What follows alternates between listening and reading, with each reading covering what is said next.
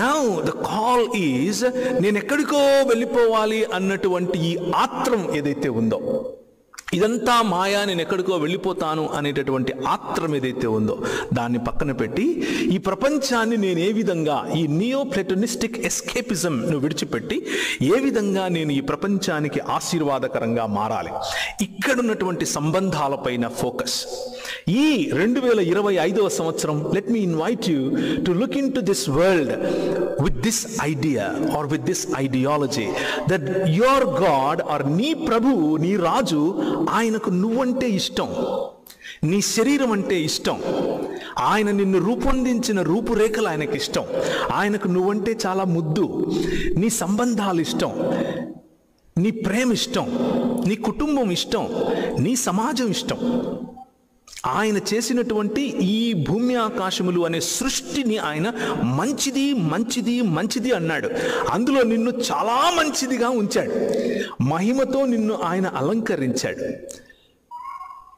ఎక్కడో అమెరికా దేశంలో ఉన్నాం, బాబాయ్ ఎలా ఉన్నాడు, చిన్నమ్మ ఎలా ఉంది, అమ్మ ఎలా ఉందో, నాన్న ఎలా ఉన్నాడో, నా సంపాదన ఓకే బాగానే ఉంది, మరి నా సంబంధాల పరిస్థితి ఏమిటి, నా ఉద్యోగం బాగానే ఉంది, మరి నా ఊరు ఎలా ఉంది,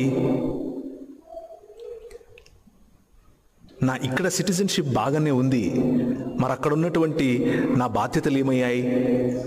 Let this 2025 be a invitation to you to live a global citizen's life.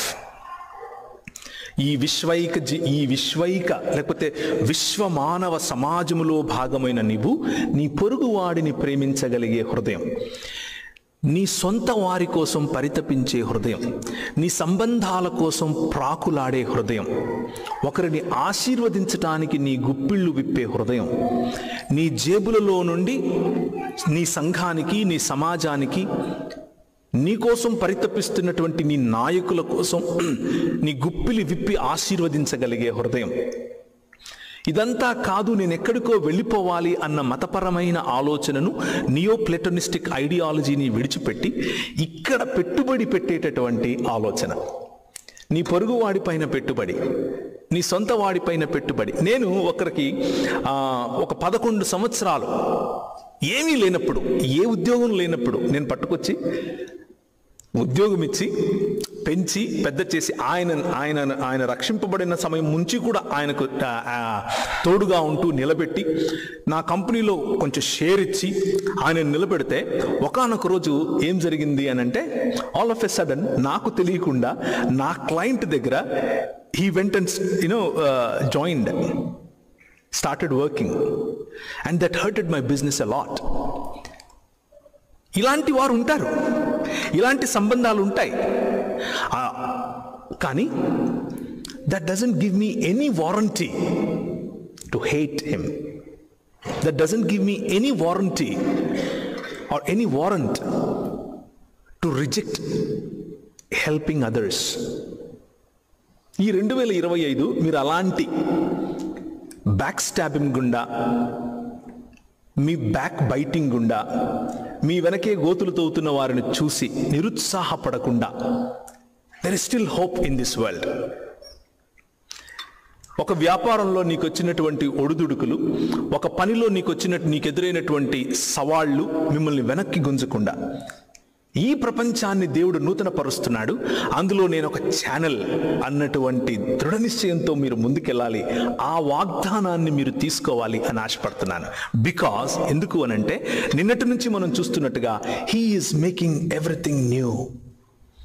ఆయన అన్నిటినీ, సమస్తాన్ని నూతన పరుస్తున్నాడు. అందులో నువ్వు ఉన్నావు, నీ వ్యాపారం ఉంది, నీ ఉద్యోగం ఉంది, నీ అమెరికా డ్రీమ్ ఉంది, నీ ఇండియా రూట్స్ ఉన్నాయి. Everything is there. ప్రతి ఒక్కటిని ఆయన నూతన పరుస్తున్నాడు. ఇది 2వ గుదిబండ. 3వ గుదిబండ బాధ్యత లేని భక్తి. మొదటిది మతపరమైనటువంటి ఆలోచన విధానం, 2వది ఎక్కడికో వెళ్ళిపోవాలన్న ఆత్రం, 3వది బాధ్యత లేని భక్తి. కొన్నిసార్లు మనం నమ్ముకున్నటువంటి, మనం చేస్తున్నటువంటి భక్తి మనల్ని వాగ్దానాలు తీసుకోకుండా చేస్తుంది. భక్తి మంచిదే, ఆరాధన మంచిది, చప్పట్లు కొట్టడం మంచిది, సంగీతం మంచిది, నృత్యం నాట్యం మంచిది, ఇవన్నీ మంచివే. కానీ ఇవన్నీ బాధ్యతతో ఉండాలి, ట్రాన్స్పరెంట్ బాధ్యత. ఈ 2025వ సంవత్సరం I will encourage all of you, మిమ్మల్ని అందరినీ, నన్ను కూడా ప్రోత్సహించటం ఏమిటి అని అంటే, బాధ్యత కలిగి ఉండండి.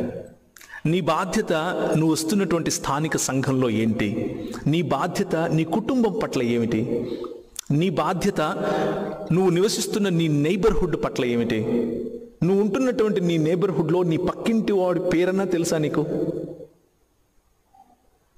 నీ నైబర్హుడ్లో ఎన్ని పీపుల్ గ్రూప్స్ బ్రతుకుతున్నాయి అన్న ఆలోచన, స్పృహ నీకుందా? నీ నైబర్హుడ్లో జరుగుతున్న బిజినెసెస్ పట్ల నీ బాధ్యత, ఈ దేశపు ఎకానమీ పట్ల నీ బాధ్యత, కొత్తగా వచ్చినటువంటి ఒక ఇండియా నుంచి వచ్చిన ఒక స్టూడెంట్ పట్ల నీకు బాధ్యత. నువ్వు కొత్తగా వచ్చినప్పుడు నీకు వాక్యోపదేశము చేసి నీ పైన నాయకులుగా ఉన్న వారిని జ్ఞాపకము చేసుకుని వారి విశ్వాస ఫలమును శ్రద్ధగా అనుసరించుము అని హెబ్రీయులకు రాసిన పత్రిక 13వ అధ్యాయం చెప్తుంది 7వ వచనంలో. That's a commandment. So somebody invested in your life as a responsibility. Would you like to take a commitment or ఈ గుదిబండ, నాకు బాధ్యత లేదు, నాకు భక్తి ఉంటే చాలు, వస్తాను 10 సార్లు బైబిల్ చదువుతాను, చప్పట్లు కొడతాను, నేను పాటలు పాడతాను, ఇంటికి వెళ్ళిపోతాను అన్నటువంటి జీవితం నుంచి బాధ్యతాపరమైన జీవితం, would you like to take a commitment like that? ఈ 3 గుదిబండలు విడిచిపెడితే there are 3 commitments that you need to take tonight, this morning. 3 commitments మీరు తీసుకోవాలి. నేను తీసుకోవాలని అనుకుంటున్నాను, ఇది నాకు ఉపయోగపడింది. ఈ రిలీజియస్ మైండ్ సెట్ను విడిచిపెడితే మొట్టమొదటిగా మీరు తీసుకోవాల్సినటువంటి కమిట్మెంట్ ఆర్ కాలింగ్ ఏమిటి అని అంటే, కాల్ టు పార్టిసిపేట్ ఇన్ లేకపోతే సత్యవాక్ ప్రత్యక్షత అని దీన్ని పిలుస్తాను నేను. Commitment to the revolution of truth of God. మీ చేతిలో ఉన్న 66 పుస్తకాలు ఉన్నటువంటి బైబిల్ గ్రంథం ఒకసారి ఎత్తి చూపిస్తారా? మీ దగ్గర ఉంటే, ఫోన్స్ ఉంటే ఫోన్స్ చూపించండి, పర్లేదు. Commitment to this book, commitment to the truth that this book brings in your life. మీతోనే కాదు, ఒక్కసారి నేను ఒక ఫ్లాష్ బ్యాక్కు వెళ్తాను. మీ కళ్ళ ముందు ఇలా ఇలా ఇలా గింగిరాలు తిరగాలి. పాత రోజుల్లో విఠలాచార్య సినిమా టైప్లో 60 సంవత్సరాలు కట్ చేస్తే, లేకపోతే ఒక 70 సంవత్సరాలు కట్ చేస్తే, మనలో అనేకులు తెలుగు రాష్ట్రాల నుంచి వచ్చారు. తెలుగు రాష్ట్రాల నుంచి వచ్చినటువంటి మనము లూథరన్ సంఘాలు, అలాగే బ్యాప్టిస్ట్ సంఘాలు, అలాగే మెథడిస్ట్ సంఘాలు, అలాగే యాంగ్లికన్ సంఘాలు, ఎస్పీసీకే వారు, ఎస్పీజీ వారు, ఈ 66 పుస్తకాలు ఉన్నటువంటి బైబిల్ గ్రంథము యొక్క దేవుని ముఖకాంతిని ఏ విధంగా మన మధ్యకు తీసుకొచ్చారు అనంటే, బాధ్యత కలిగి తీసుకొచ్చారు. నువ్వు చస్తే పరలోకం పోతావా, నరకం పోతావా అనేటటువంటి ప్రశ్న దగ్గర ఆగకుండా నీ జీవితాన్ని ఎలా బాగు చేయాలి అన్న ఆలోచన. అలెగ్జాండర్ డఫ్ మన దేశానికి వచ్చినప్పుడు హీ ఇన్ఫ్లుయెన్స్డ్ లార్డ్ మెకాలే అనేటటువంటి ఒక వ్యక్తిని ఇన్ఫ్లుయెన్స్ చేయటం కారణం చేత ఈరోజు మీరు ఇక్కడ అమెరికాలో ఉన్నారు. ద రీజన్ ఈరోజు మీరు అమెరికాలో ఉండి వ్యాపారం చేయగలిగి, ఉద్యోగం చేయగలిగి, H1Bలు తెచ్చుకుని, GCలు తెచ్చుకుని సిటిజన్స్ అవుతున్నారు అని అంటే, the only reason is Alexander Duff, a missionary to India. ఆయన వచ్చి లార్డ్ మెకాలేని ప్రభావితం చేసి అందరికీ చదువు, అందరికీ విద్య, ఆ విద్య ఆంగ్ల భాషలో ఉండాలి అన్నటువంటి ఒక చట్టాన్ని చేశాడు. It is not just some preaching, teaching, but it is influencing law makers, influencing the influencers. ఆ పని, ఈ 66 పుస్తకాలు ఉన్నటువంటి బైబిల్ గ్రంథము యొక్క నవీనీకరణ, నూతన పరచటం అనేటటువంటి పనిలో అలెగ్జాండర్ డఫ్ పాల్గొన్నాడు. కాబట్టి ఈరోజు మీరు ఇక్కడ ఉన్నారు. ఇంకొక ఉదాహరణ, రాజమండ్రి ప్రాంతంలో వరదలు వస్తే కొట్టుకుపోయేటటువంటి గ్రామాలు కొన్ని వందలు, కొన్ని వేల సంఖ్యలో, లక్షల సంఖ్యలో ప్రజలు చనిపోయారు. ఆ సమయంలో గుర్రం వేసుకుని తిరిగినటువంటి ఒక సాధారణమైన బ్రిటిష్ జనరల్, ఆ జనరల్ ఆయనకు బాధ్యత ఏమిటి అనంటే ఈ భూమిని, తెలుగు ప్రజలను ఆయన ప్రేమించి ఆయన అన్నాడు, ఒక క్రైస్తవునిగా నా కాళ్ళ క్రింద ఇంత మంచి నీరు కొట్టుకొని పోవటమే కాకుండా ఇన్ని గ్రామాలను తీసుకెళ్ళిపోతూ ఉంటే నేను ఎలా గుండె మీద చేసుకుని నిద్రపోవాలి అని ఆలోచించి పైన బంగాల్ ప్రాంతం నుంచి కింద మెడ్రాస్ వరకు ఆయన గుర్రం మీద తిరిగి పల్లం ఎలా ఉంది, నీళ్ళు ఎలా వస్తున్నాయి అన్న స్టడీ చేసిన తర్వాత ధవళేశ్వరం దగ్గర ఒక బ్యారేజ్ కట్టాడు.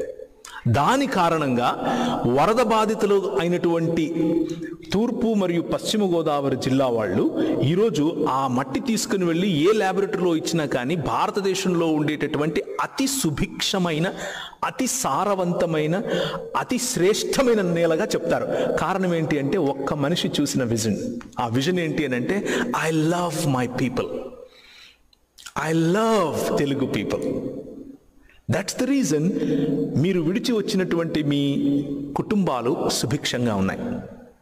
ఇంకొక ఎగ్జాంపుల్ చెప్తాను. గుంటూరు కూగ్లర్ హాస్పిటల్గా, గుంటూరు కూగ్లర్ హాస్పిటల్ కట్టింది ఎవరో మీకు ఎవరికైనా తెలుసా? ఏలూరులో ఉన్నటువంటి రాయ్ బహదూర్ గారు. ఎలా జరిగింది అని అంటే, ఈ దేశం నుంచి తెలుగు ప్రజలంటే నాకు ఇష్టం, నేను వెళ్ళి పరిచర్య చేస్తాను, నవీకరించే దేవునితో కలిసి పనిచేయటం కోసం నేను వెళతాను అని ఒక ఆమె ప్రార్థన చేసుకుంటూ ఉంటే అప్లై చేస్తే ఆ ఏజెన్సీ వాళ్ళు అన్నారు, లేదు మా దగ్గర డాక్టర్గా పనిచేయటానికి మేము అంత శాలరీలు ఇవ్వలేము, నువ్వు డాక్టర్ అని అంటే ఈమన్నది, డాక్టర్ కాకపోయినా పర్వాలేదు, నేను టీచర్గా వస్తాను. ఆ రోజుల్లో జనానా మిషన్ అని ఒకటి ఉండేది లూథరన్ సంఘాల్లో. జనానా మిషన్ ఏం చేస్తుంది అని అంటే, ఉన్నత వర్గాలకు చెందినటువంటి స్త్రీలు బయటికి రారు కాబట్టి వారి ఇళ్లలోకి వెళ్ళి వాళ్ళకి చదువు చెప్పేది. ఈవెన్ జనానా మిషన్లో నేను పాలిభాగస్తురాలు అవుతాను అని చెప్పి అప్లికేషన్ పెడితే, తక్కువ శాలరీకి మీరు పని చేయగలరా డాక్టర్ కదా అంటే, పర్వాలేదు నా పిలుపు తెలుగు ప్రజలు అని చెప్పి ఆమె తెలుగు ప్రజలకు వచ్చి అట్టడుగు వర్గాలు ఉన్నటువంటి తెలుగు ప్రజల మధ్య తిని తినక వారిళ్లలో, వారి గుడిసెల్లో వారితో ఉంటూ ఆమె కడుపు కట్టుకుని వారికి సేవ పరిచర్య చేస్తూ ఉంటే ఆమె డాక్టర్ అన్న విషయం తెలుసుకుని రావు బహదూర్ గారు పిలిచారు. అమ్మా మీరు రండి, మీరు డాక్టర్ అట కదా, నా భార్య ప్రసూతిలో ఉంది, ఆమెకు ఏదో సమస్య ఉంది, ఆమెకు తట్టుకోలేకపోతుంది, సహాయం చేయండి అంటే 6 నెలలు వారింటికి ప్రతిరోజు వెళ్ళి ఆమె సేవ చేసింది. ఆమె వాళ్ళ ఇంటికి వెళుతుంది, ఇంటికి వెళ్ళి బయటకు వచ్చే వరకు తెల్లటి వస్త్రాలు ధరించుకున్న ఈ డాక్టర్ గారు వెనక అంటే దాన్ని ఏమంటారు, హిప్ భాగంలో పసుపు కనిపించేది. ఏంటిది పసుపు కనిపిస్తుంది ప్రతిరోజు అని ఆలోచించి ఒకరోజు బయట కాలు పెట్టక ముందు వెనక్కి తిరిగి చూస్తే పసుపు నీళ్లు చల్లుతున్నారు. మ్లేచ్ఛ జాతికి చెందినటువంటి ఈ స్త్రీ మా ఇంటికి వచ్చింది కాబట్టి క్షత్రియ వర్గానికి చెందినటువంటి మేము మైలపడిపోయాం, ఇప్పుడు ఈ పసుపు నీళ్ల ద్వారా మమ్మల్ని మేము శుద్ధీకరించుకుంటాం అన్నటువంటి ఈ పాత ఆలోచనను క్రీస్తు నవీకరిస్తున్నాడు. సమాజములను నవీకరించే పనిలో కూగ్లర్ను వాడుకున్నాడు. ఆమె అన్నది, మీరు నన్ను ఎంత హ్యూమిలియేట్ చేసినా సరే, నేను మ్లేచ్ఛురాలని అని నువ్వు అన్నా సరే, I will not stop loving you. She embraced that humility. ఆమె వచ్చింది, పండంటి బిడ్డను కనేలా సహాయం చేసింది. ఆ తర్వాత రావు బహదూరే ముందుకొచ్చి 50 పడకలకు అవసరమైనటువంటి ఆసుపత్రి, మొట్టమొదటి ప్రసూతి ఆసుపత్రి గుంటూరులో కట్టించడానికి స్థలం ఇచ్చింది ఆయనే. That is how you influence the world and you be part of making this world new. విద్యా విధానాన్ని నూతనపరచటం, వైద్య విధానాన్ని నూతనపరచటం, ట్రాన్స్పోర్టేషన్ నూతనపరచటం, భారతదేశంలోకి వచ్చినటువంటి అనేకమైనటువంటి movements, equal justice to all 1773 we brought it, మనం తెచ్చిందే. 1795 రైట్ టు ప్రాపర్టీ మనం తెచ్చిందే. 1807 abolition of slavery act, William Wilberforce garu ఆనాడున్నటువంటి లండన్ హౌస్ ఆఫ్ కామన్స్ లో కూర్చుని నిలబడుకుని మాట్లాడితే అందరూ నోటి మీద వేలేసుకున్నారు. కారణం ఏమిటి అని అంటే, the passion to be part of renewing this world. Renewing this world. దేవుడు సమస్తాన్ని నూతనపరుస్తున్నాడు. ఆ వాగ్దానంలో మీరు నిన్న రాత్రి తీసుకున్నటువంటి వాగ్దానాలు ఒక చిన్న భాగం. అయితే ఈ కమిట్మెంట్స్ చాలా ముఖ్యం. సత్యవాక్ దర్శనం అనేటటువంటి కమిట్మెంట్, మీరెత్తి చూపించినటువంటి వాక్య భాగం ఇచ్చేటటువంటి విశాలమైన దృక్పథానికి కమిట్మెంట్.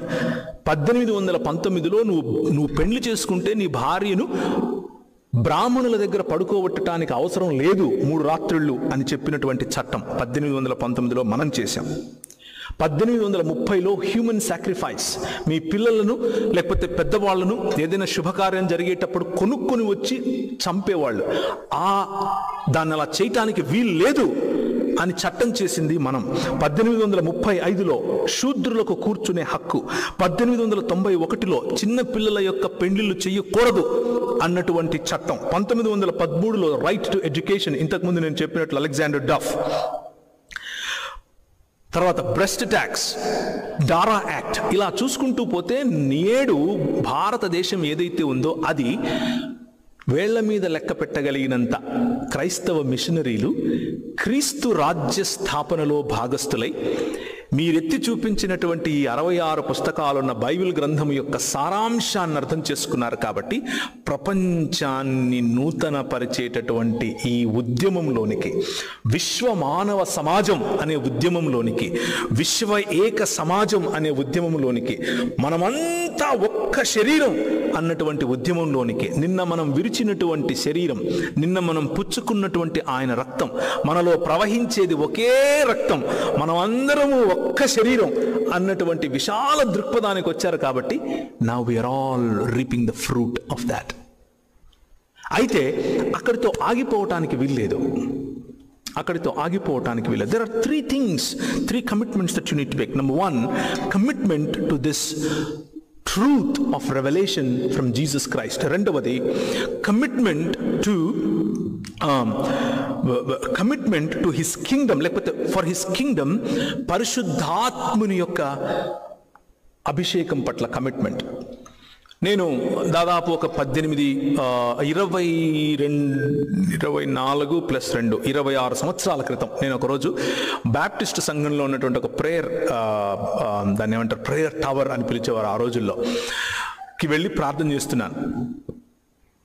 ప్రార్థన చేస్తూ ఉంటే నేను కళ్ళు తెరుచుకునే ప్రార్థన చేస్తాను. జనరల్గా ఆకాశం తెరవబడటం, ప్రభు అయిన యేసు క్రీస్తు యొక్క దర్శనం, ఆయన చేతులు ఇలా బారుగా చాచుంటే అనేకులు టోపీలు పెట్టుకుని తెల్లటి వస్త్రాలలో ఆయనలోనికి పరిగెడుకుంటూ వస్తున్నారు.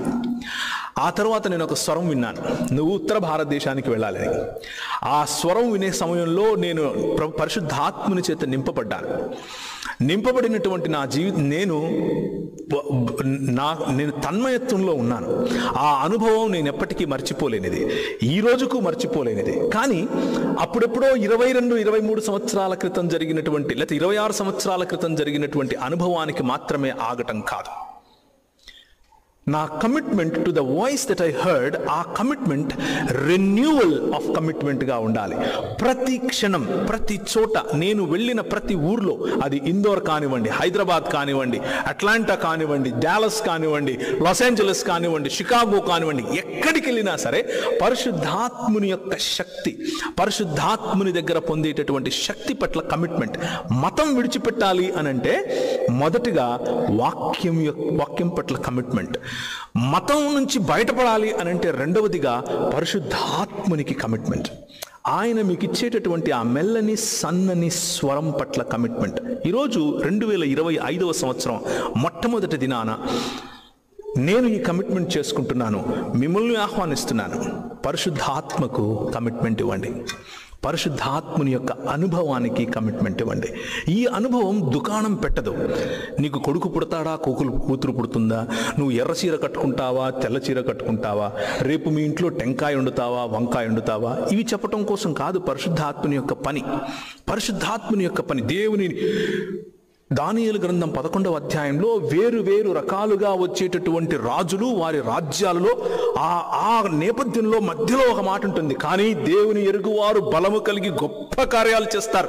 దేవుని యొక్క నూతన కార్యంలో భాగస్థులవ్వాలి అనంటే you need to have the power of Holy Spirit. అది నీ సొంతంగా, నీ సొంత శక్తితో కుదరదు, నీ డబ్బుతో కుదరదు, నీ ఇన్ఫ్లుయెన్స్తో కుదరదు, నీ ఎలక్వెన్స్తో కుదరదు, నీ కులంతో కుదరదు, నీ మతంతో కుదరదు, నీకున్న టాలెంట్స్తో కుదరదు. నువ్వు నిజంగా దేవుడు చేస్తున్నటువంటి దేవుడు చేసిన ఈ వాగ్దానంలో భాగస్థుడి వైపు తిరగాలి అనంటే receive, invite and be filled with the power of Holy Spirit. పరిశుద్ధాత్ముని యొక్క శక్తి మీ మీదకి వచ్చినప్పుడు మీరు పరిశుద్ధాత్ముని యొక్క వరముల చేత నింపబడతారు. పరిశుద్ధాత్ముని యొక్క ఫలమును మీరు మీ జీవితంలో చూపిస్తారు.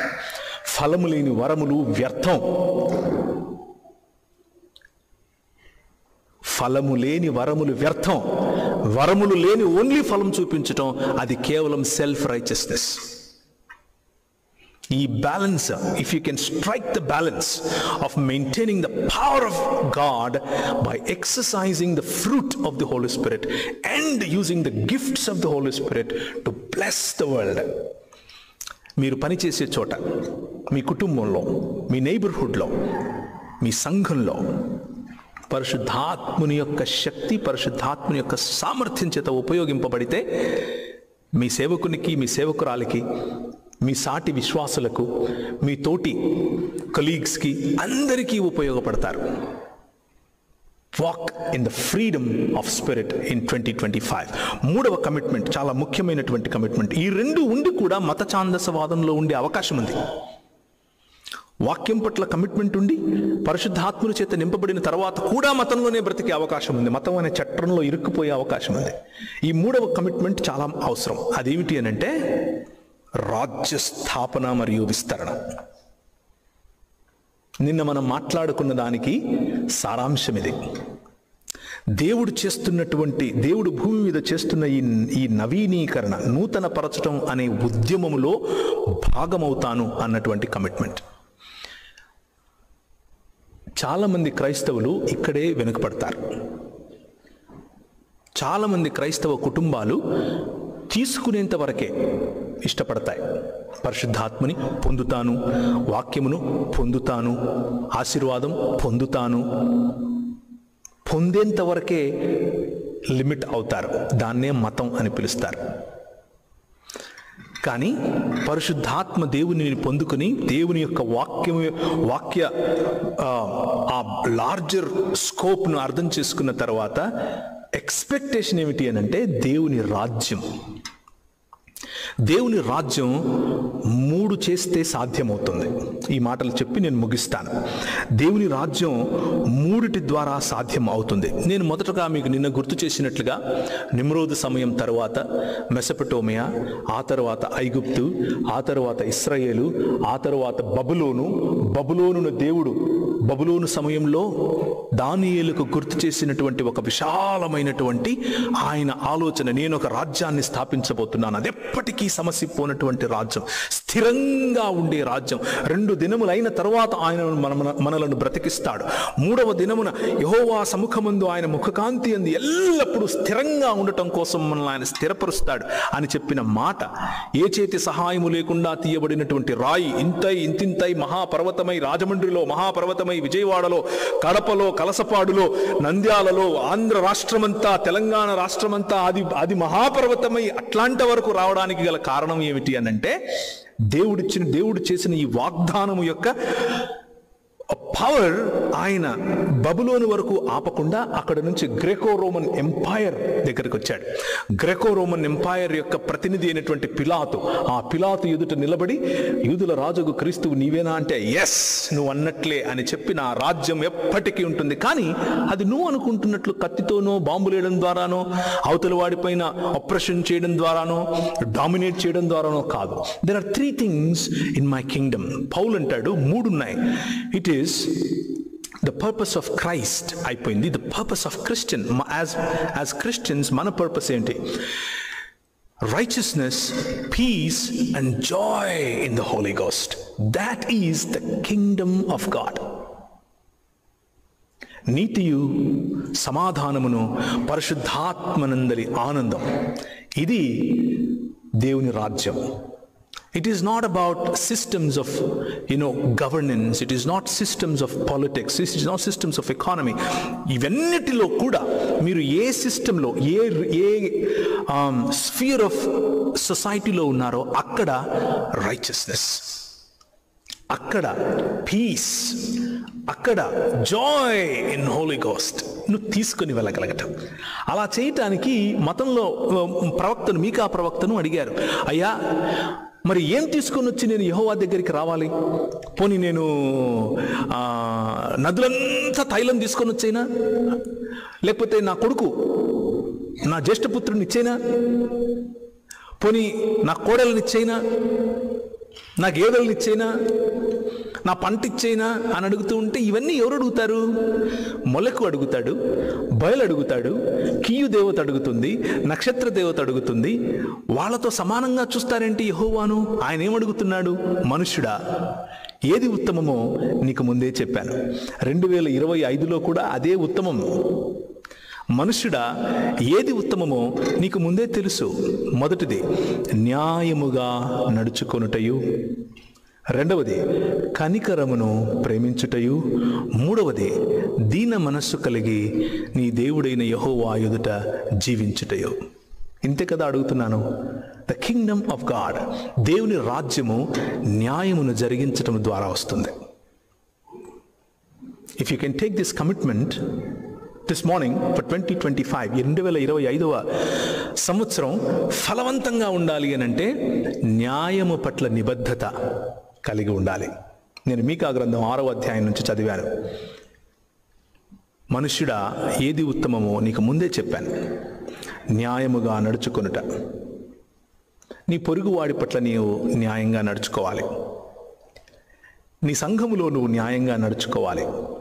న్యాయంగా నీ సంఘములో నీ పైన నాయకులుగా ఉన్న వారికి, నీ పైన వాక్యోపదేశం చేస్తున్న వారికి, వారి ప్రవర్తన ఫలమును శ్రద్ధగా గమనించటానికి తగిన కాంట్రిబ్యూషన్ నీ వైపు నుంచి ఉండాలి.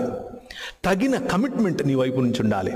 తగిన కలిసి పనిచేసేటటువంటి మనస్సు ఈ 2025లో నువ్వు కలిగి ఉండాలి. అది న్యాయం. అది న్యాయం. రెండవది కనికరం. కనికరం భారతదేశంలో ఉన్నటువంటి కుష్ఠరోగుల పట్ల, భారతదేశంలో ఉన్నటువంటి డెస్టిట్యూట్స్ పట్ల, భారతదేశంలో ఉన్నటువంటి విధవరాండ్ర పట్ల ఉండటం తప్పు కాదు. ఉండొచ్చు, ఉండాలి. కానీ నువ్వు ఉంటున్న నీ దేశంలో, where you are living, homeless people, destitutes, drug addicts. నన్ను రఘు గారు ఒక క్యాంపస్కు పరిచయం చేశారు, డెంటన్ క్యాంపస్కు. ఆ క్యాంపస్లో ఉన్న క్యాంపస్ మినిస్ట్రీ ఉన్న హాల్ ఒకప్పుడు ఒక ట్రాప్ హాల్ అట. అంటే అక్కడ డ్రగ్స్ తీసుకుని అలా పడి ఉండేవాళ్ళు. రిడీమింగ్ దీస్ ఏరియాస్, ఈ ఏరియాస్ను రిడీమ్ చేయాలి. కనికరం చూపించి పెద్దవాళ్ళు, వృద్ధులు. ఈ 2025వ సంవత్సరం అన్నీ నేను చేయలేను బ్రదర్ అనుకుంటే ఐ విల్ ఆస్క్ యూ, మీరు నిన్న పిక్ చేసుకున్నటువంటి అనేక వాగ్దానాల్లో నుంచి ఒకటి ఎలా పిక్ చేసుకున్నారో ఇప్పుడు నేను చెప్తున్న లిస్టులో నుంచి ఒకటి పిక్ చేసుకోండి. నిన్న పొందటం కోసం పిక్ చేసుకున్నారు, ఈరోజు ఇవ్వటం కోసం పిక్ చేసుకోండి. Pick one area where you want to invest in 2025.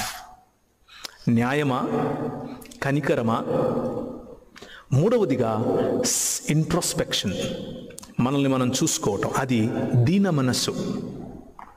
దీన మనస్సు కలిగి జీవించటం. యెహోవా అడుగుతున్నది ఇదే. యెహోవా మాటకు ఉన్నటువంటి ప్రధాన ఉద్దేశం, ఈ 66 పుస్తకాలకున్న ప్రధాన ఉద్దేశం ఏమిటి అని అంటే, మనిషిగా నువ్వు హెచ్చించుకొని మృగమవకు, మనిషిగా నువ్వు తగ్గించుకొని నిజమైన మనిషవు. ఇదే ప్రధాన లక్ష్యం. హెచ్చించుకుంటే మృగమవుతావు, తగ్గించుకుంటే మనిషి అవుతావు. ఈ 2025వ సంవత్సరం ఫలభరితమైన జీవితం కావాలా? తగ్గించుకుని చూడు. ఫలభరితమైనటువంటి కుటుంబం కావాలా? నీ భార్యకు సేవ చేసి చూడు. ఫలభరితమైనటువంటి జీవితం నీ కుటుంబంలో ఉండాలనుకుంటున్నావా? నీ భర్తకు గౌరవం ఇచ్చి చూడు. శ్రేష్టమైనటువంటి సమాజం, సంఘం కావాలనుకుంటున్నావా? నీ సేవకుడితో, నీ సేవకుడిని గౌరవించి ఆయనతో పాటు కలిసి పనిచేసే నిర్ణయం తీసుకో. శ్రేష్టమైనటువంటి సంబంధాలు ఉండాలనుకుంటున్నావా? తగ్గించుకుని, అవతలి వాడు పలకరివ్వట్లేదు, అట్నుంచి అటే వెళ్ళిపోతున్నాడు అని అంటే కావాలని వాడి దగ్గరికి వెళ్ళి వాళ్ళని ఆలింగనం చేసుకో. It is a blissful life. You will not, మీకు దాని లోతులు నేను ఎలా చెప్పాలో అర్థం కావట్లేదు. నిన్ను మోసం చేసిన వాడిని నువ్వు ఎదురుగా వెళ్ళి నవ్వి వాడిని ఆలింగనం చేసుకుంటే నెత్తిన నిప్పులు పోసినట్టు ఉంటుంది వాడికి. And you will win him. ఈ 2025వ సంవత్సరం May this be a year of humbleness. May this be a year where you look into your heart and see, ఎక్కడ నేను హెచ్చుకుపోతున్నాను, నాలో గర్వం ఏం చూసుకునుంది? అందమా, చదువా, సిటిజన్షిప్పా, డబ్బా, కులమా, భారతదేశంలో నాకున్నటువంటి ఆస్థ, ఇక్కడ నాకున్నటువంటి ఇల్లా, నేను కొంటున్న రివ్యూన్, లేకపోతే నేను కొంటున్నటువంటి దాన్ని ఏమంటారు సైబర్ ట్రక్కా? What is it that I'm boasting in? కొందరు గుర్రముల మీద, రథముల మీద, బంగారం మీద అతిశయపడతారు. మేమైతే మా దేవుడైన యెహోవా యందు అతిశయిస్తాం. తలలో వంచుకుంటే ప్రార్థించుకుందాం. భారతదేశంలో పుట్టిన మనం ఆ దేశం నుండి, ఆ దేశం యొక్క లబ్ధి, ఆ దేశం ఇచ్చినటువంటి ఆశీర్వాదం పొందటానికి గల కారణం అనేకులు తీసుకున్నటువంటి కమిట్మెంట్. మతానికి పైన రాజ్యము పట్ల కమిట్మెంట్, దేవుని సత్యవాగ్రంథం పైన కమిట్మెంట్, పరిశుద్ధాత్మని యొక్క శక్తి పైన కమిట్మెంట్, రాజ్య స్థాపన మరియు విస్తరణ అనే కమిట్మెంట్. దాని కారణంగా మనం ఈరోజు ఎదిగాం, ఫలించాం, ఈరోజు ఇక్కడ ఉన్నాం. ఈరోజు నువ్వు అదే కమిట్మెంట్ తీసుకుంటే, న్యాయము జరిగించాలని, కనికరాన్ని ప్రేమించాలని, దీన మనస్సు కలిగి జీవించాలన్న కమిట్మెంట్ తీసుకుంటే 2025వ సంవత్సరం నీకు కేవలం క్యాలెండర్లో ఒక పేజీ మారినట్లు కాదు. నీ జీవితం నూతన పరచబడినటువంటి జీవితముగా, నూతన ఆకాశము, నూతన భూమిగా మీ మధ్య నిజమైన మనుష్యత్వాన్ని మీరు చూసేందుకు మధురమైన క్షణాలు 2025లో వేచి ఉన్నాయి.